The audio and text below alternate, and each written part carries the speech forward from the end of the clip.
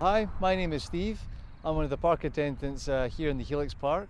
I've worked here for almost 9 years now. I actually started when the park first opened, and in the time that I've worked here I've seen a lot of change in how we do things and how we go about what we do on site.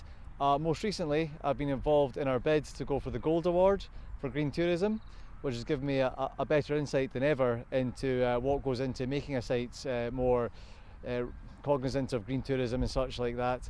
What I'm involved in basically is mostly the outdoor aspects of that, so it's how we go about dealing with the habitat on site. Things that we're looking at there is how aggressively we manage habitat on site. Do we cut things back as often? Do we cut it back as much?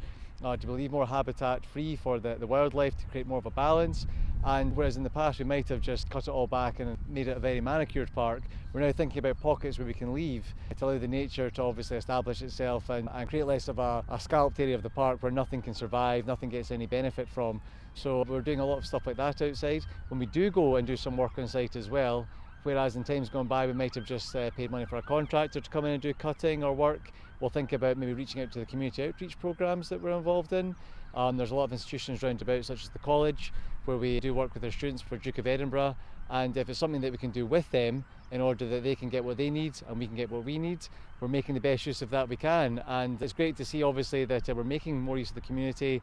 They're taking more pride and ownership in what happens on the park. Perhaps at the weekends you'll see the kids from the college bring their families back and show them what they've done on site, and there's a real sense of pride there, and it's just a much more thoughtful process as to how we go about doing things on site. On top of that, we also look into things such as working with what's being recycled, what's going to landfill, trying to minimise landfill obviously, make sure that all the items we're selling come in sort of compostable bags, or the cutlery and such that we sell from the Plaza Cafe and the Visitor Centre, that's all going to be biodegradable. Again, just try and minimise the footprint of landfill that we're making use of.